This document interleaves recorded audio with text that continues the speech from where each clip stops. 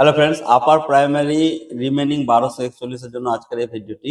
আপনারা হয়তো এতদিনে জেনে গেছেন যে আপার প্রাইমারি যে 1241 জন ওয়েটিং ক্যান্ডিডেট রয়েছে, তার মধ্যে যে সিট কালেকশনের ব্যাপারটা চলছিল, সেখান থেকে অ্যাপ্রক্স 1000+ সিট পাওয়া গেছে এবং কিছু কিছু বিষয়ে সিট পাওয়া যায়নি।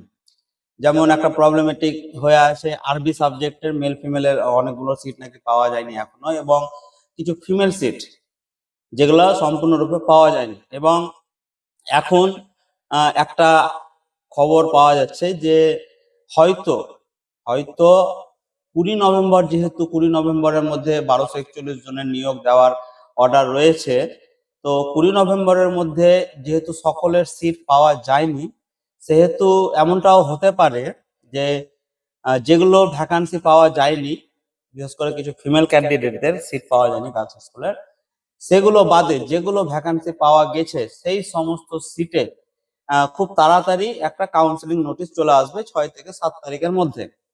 হ্যাঁ, এরকমটাই কিন্তু শোনা যাচ্ছে, এরকমটা হতেও পারে যে যেগুলো পাওয়া যায়নি, কারণ 20 নভেম্বরের মধ্যে যেহেতু অর্ডার আছে। এবার আপনারা একবার রিয়েলাইজ করুন যে একটা অর্ডার হয়েছিল কন্টেম্প কেসে যে 15 মে এর মধ্যে নিয়োগ কমপ্লিট করার, সেই অর্ডারটাও সম্পূর্ণ পালন হয়নি। তারপরে আবার অর্ডার হয়েছে 20 নভেম্বর, তো একটা কন্টেম্পট অর্ডার অলরেডি ফেল হয়েছে, সেটা পালন হয়নি। তারপরে এটা দ্বিতীয় কন্টেম্পট অর্ডার, এটাও যদি এই সময়ের মধ্যে না হয় তাহলে কিন্তু ব্যাপারটা আইন একটু জটিল হয়ে যাবে। যে কারণে যে কোনো ভাবে হয়তো 20 নভেম্বরের মধ্যে একটা কাউন্সিলিং হবে যে ভ্যাকান্সি গুলো পাওয়া গেছে সেই ভ্যাকান্সি গুলোর উপরে, এবং তখন 20 নভেম্বরের পরে হয়তো আবার এটা হবে যে যেগুলো ভ্যাকান্সি পাওয়া যায়নি সেই ভ্যাকান্সি গুলোর কাউন্সিলিং আগামী দিনে হবে।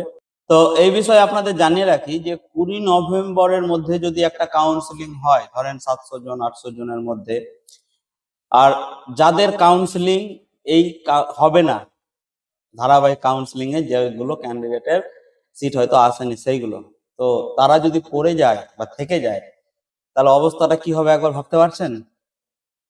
হ্যাঁ, তাদের নিয়োগ আবার কতদিনে সম্পূর্ণ হবে?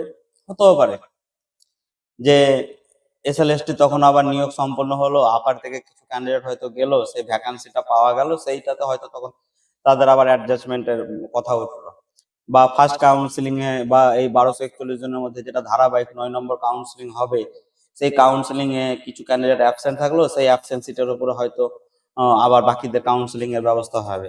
যে কোনো কিছু হতে পারে, কি হবে সেটা নির্দিষ্টভাবে কেউই জানে না। আর যদি একবার আটকে যায় তাহলে বিষয়টা কোন দিকে যাবে আশা করি বুঝতে পারছেন। আর একটা বড় বিষয় যেটা, যে আমাদের দাদা যান কিন্তু আশা করছি এই ধারাবাহিক 9 নম্বর কাউন্সিলিং এ ওনার স্কুল হয়ে যাবে, কারণ কাউন্সিলিং হয়ে যাবে, কারণ ওনার সাবজেক্টে যথেষ্ট স্কুল চলে এসছে, তো উনি হয়তো কাউন্সিলিং এ পেয়ে যাবেন। এবার বাই চান্স যদি উনি চলে যায়, তাহলে কি উনি আর সময় দিতে পারবেন? বিষয়টা আপনারা একটু ভেবে দেখবেন। আর 6 তারিখের মধ্যে যদি কাউন্সিলিং না আসে বা আমাদের কাউন্সিলর নোটিশ না আসে, তাহলে আমরা আগামী 7, 8 বা 9 তারিখে একটা ডেট আলোচনার মধ্যে আমাদের রয়েছে। আমরা আবার গণডেপুটেশনের সিদ্ধান্ত নিয়েছি, সেই ডেটটা এখনো ফাইনালাইজ হয়নি। সেই ডেটটা ফাইনালাইজ হলে আবার আপনাদের জানিয়ে দেব। ধন্যবাদ।